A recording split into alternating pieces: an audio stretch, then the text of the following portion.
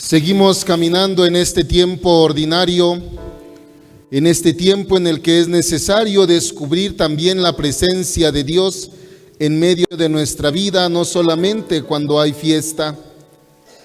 Y hoy el evangelio que nos propone la liturgia es un evangelio muy bonito, porque seguimos meditando el evangelio de San Marcos en su primer capítulo. Y nos ha narrado ya este evangelio el bautismo de Jesús.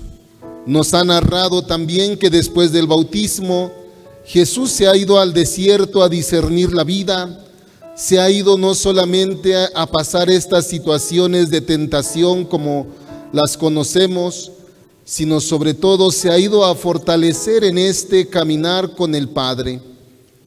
Porque en el desierto, si bien suceden las tentaciones, también se da la firmeza del encuentro con Dios, y es ahí donde se asume también una vida con el Espíritu Santo.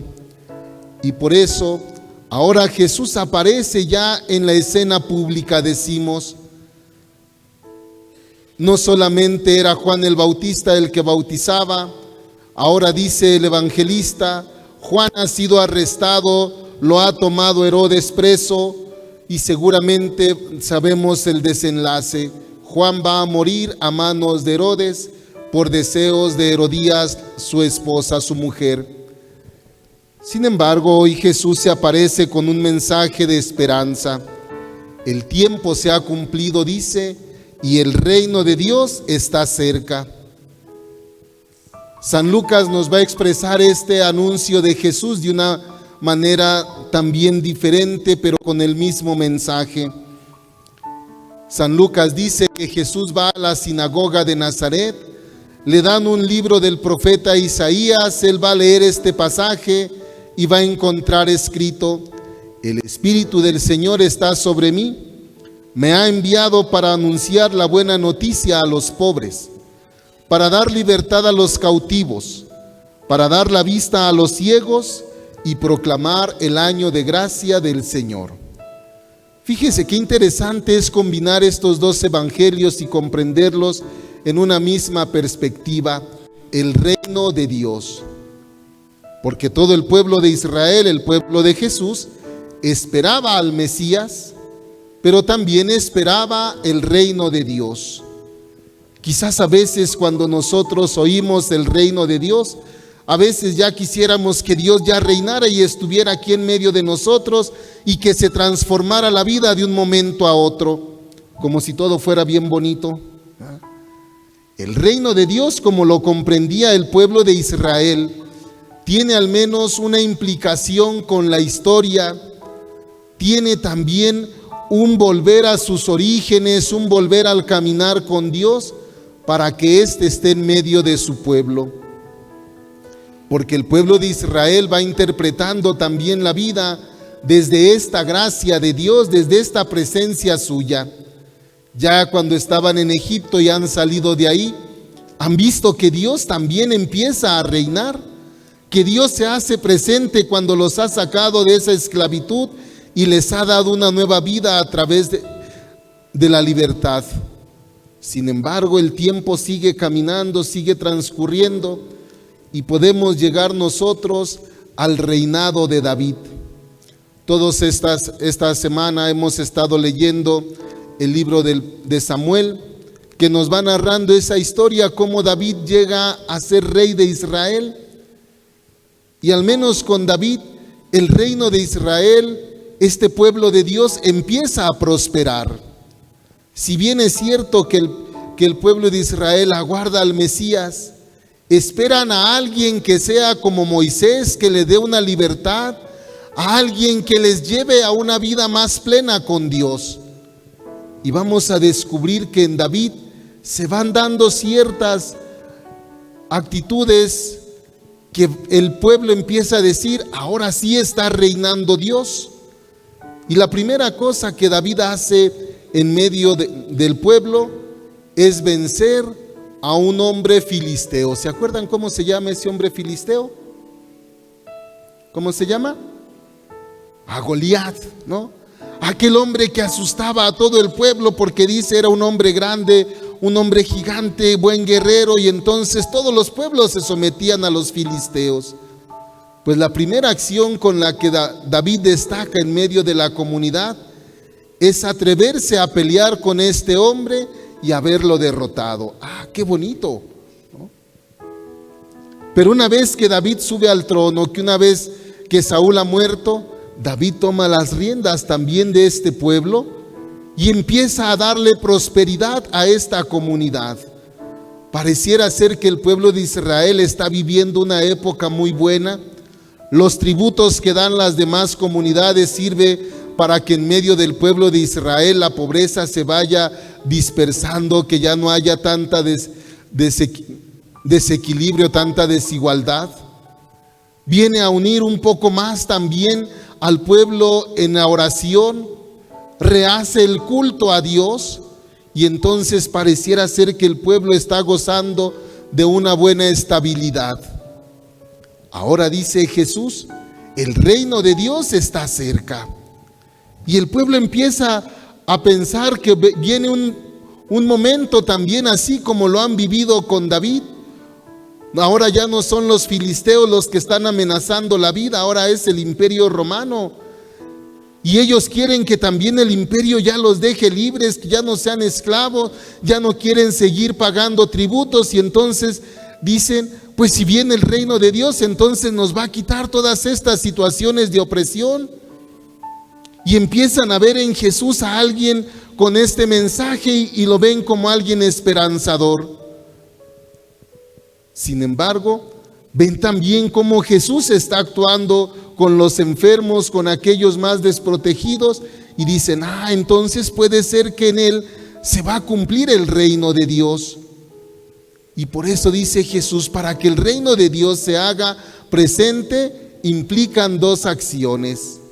¿Cuáles son las dos acciones que Jesús invita a vivir para que se haga presente el reino de Dios? Dice primeramente el arrepentimiento y creer en la buena nueva.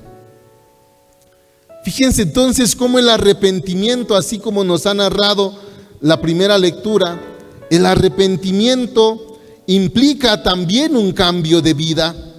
Si con Juan el Bautista el pueblo ya empezaba a arrepentirse de sus pecados y empezaban a cambiar la vida, dice Jesús, si ahora el reino de Dios ya está cerca, implica también un acercarse a Dios con sinceridad, un arrepentimiento sincero.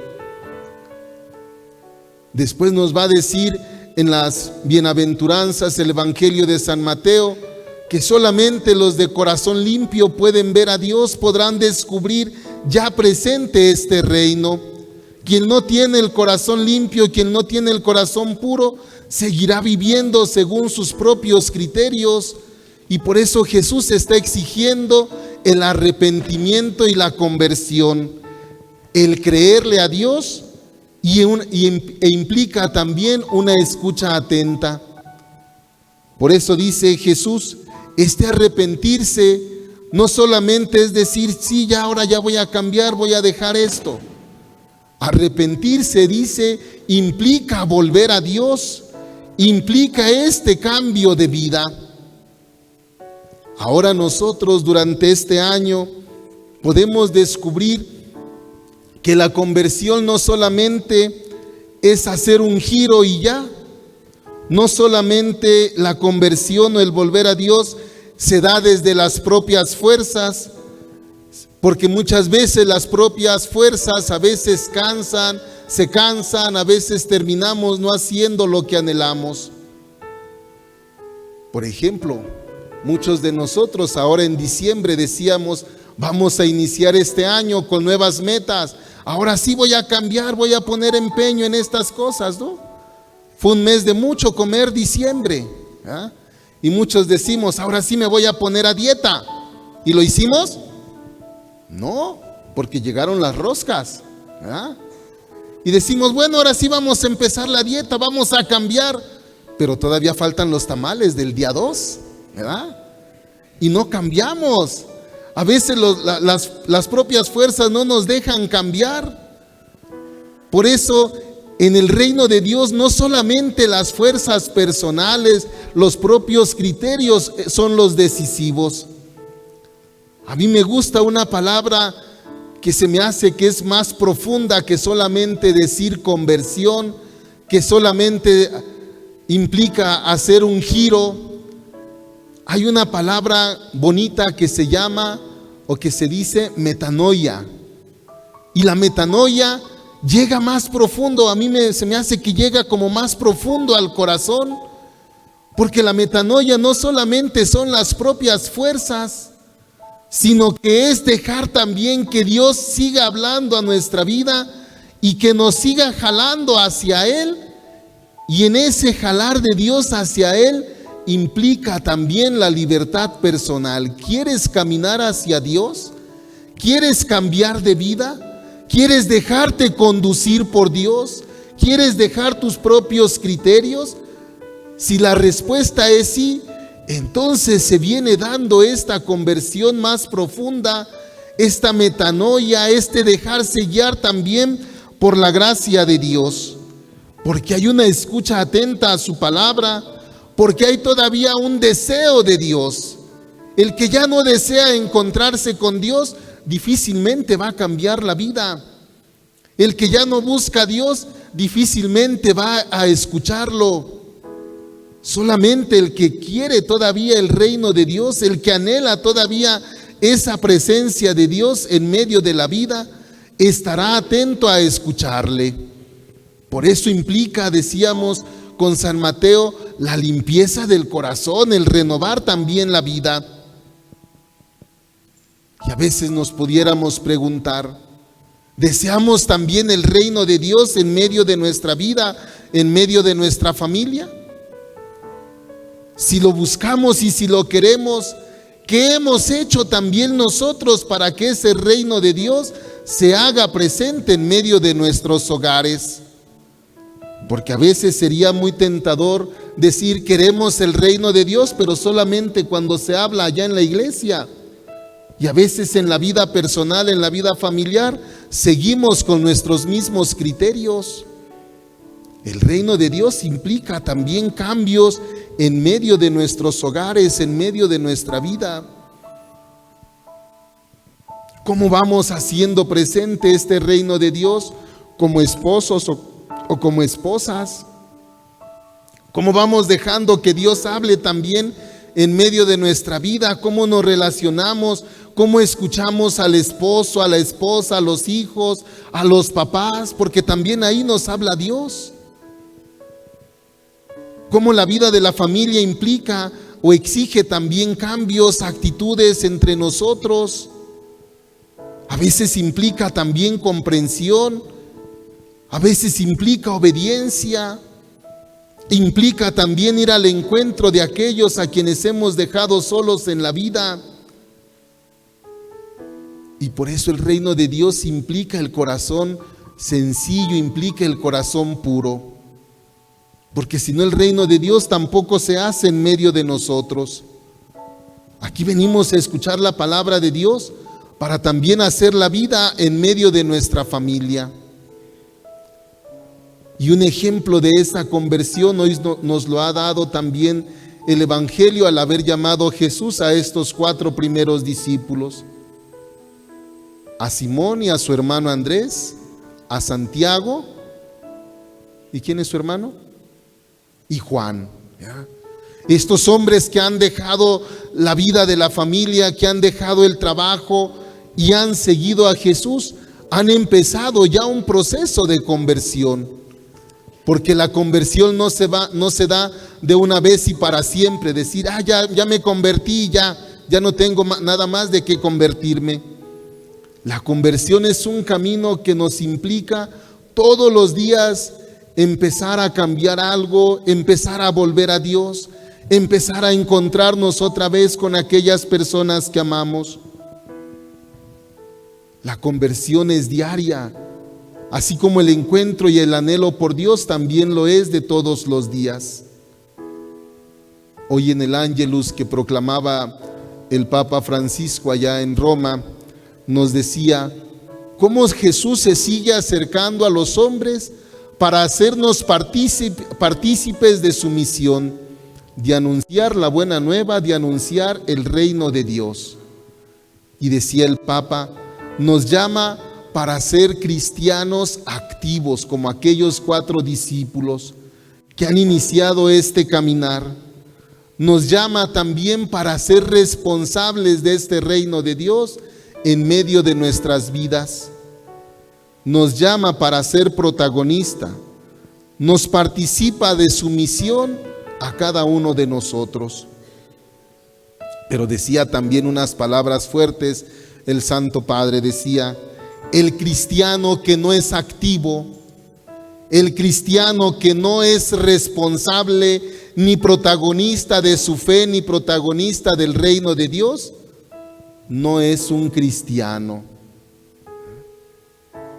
Fíjense entonces cómo el reino de Dios nos invita a ser protagonistas, a vivir también esta vida de la mano con Dios. Porque las solas fuerzas no nos van a ayudar. Los propios criterios a veces nos van a cansar. Necesitamos también de la gracia de Dios para caminar juntos. En estos días que he estado visitando algunas comunidades en la confesión, encuentra uno tantas situaciones que les he dicho a más de alguno, nos hemos olvidado de la gracia de Dios. Nos hemos olvidado que Dios camina con nosotros y cuando ya no lo tomamos en cuenta en nuestra vida, las fuerzas terminan por cansarse, por salir de nuestra vida y entonces nos cansamos de los demás. No nos olvidemos que la gracia de Dios también se nos ha dado a cada uno de nosotros ahora para caminar con Jesús. No nos olvidemos de eso en el matrimonio. La gracia de Dios está en medio de nosotros y se descubre también en la oración, se alimenta en la vida comunitaria. La vida cristiana se fortalece en la medida que nos vamos encontrando también como familia. Que este evangelio nos ayude también a nosotros a ir descubriendo esa presencia del reino de Dios.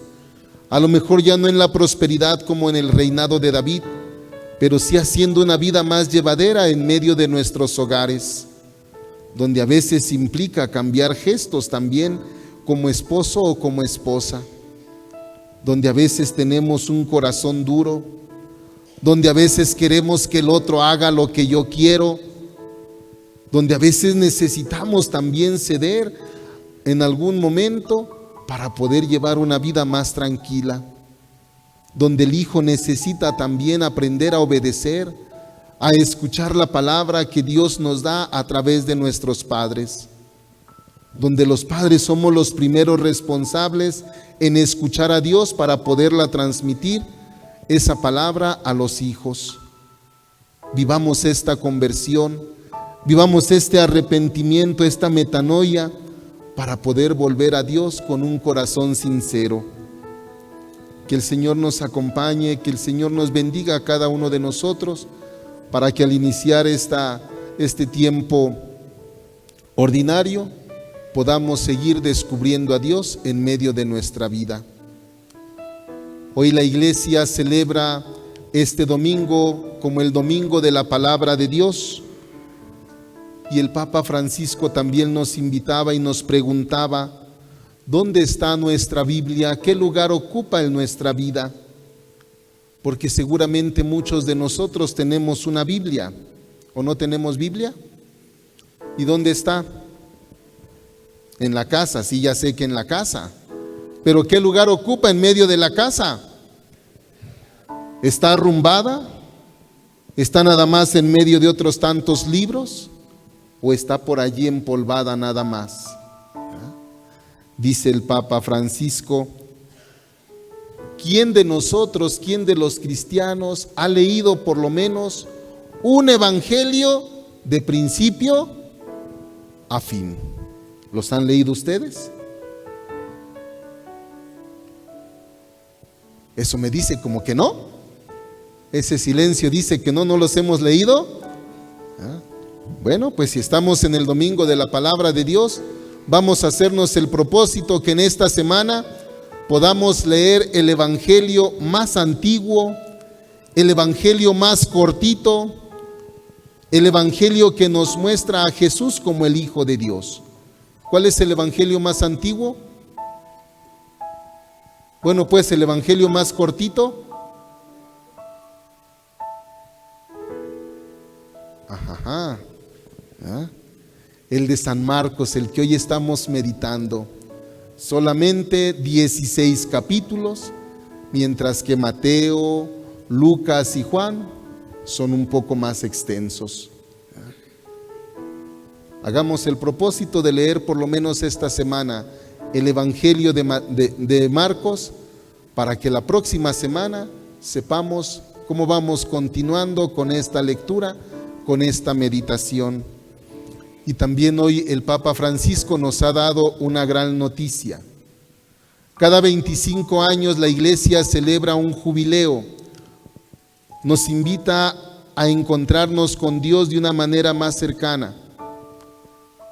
Y el próximo año vamos a estar viviendo el año de la oración. Y ahora el Papa Francisco, hoy precisamente en este día en el Ángelus, ha abierto o ha declarado este año 2024 el año de la oración como preparación a este gran jubileo. Y nos ha recordado que la oración tiene dos dimensiones. La dimensión personal que nosotros podemos hacer, esta oración, y la dimensión también comunitaria que nos alimenta también como familia de Dios. Dios mediante, a lo mejor comunicación nos va ayudando a difundir estas catequesis que el Papa nos irá dando, o que el dicasterio para la nueva evangelización nos va a ir haciendo llegar a lo largo de estos meses. Que el Señor nos haga meditar la oración y nos haga vivir en su palabra. Que el Señor nos bendiga. En el nombre del Padre, del Hijo y del Espíritu Santo.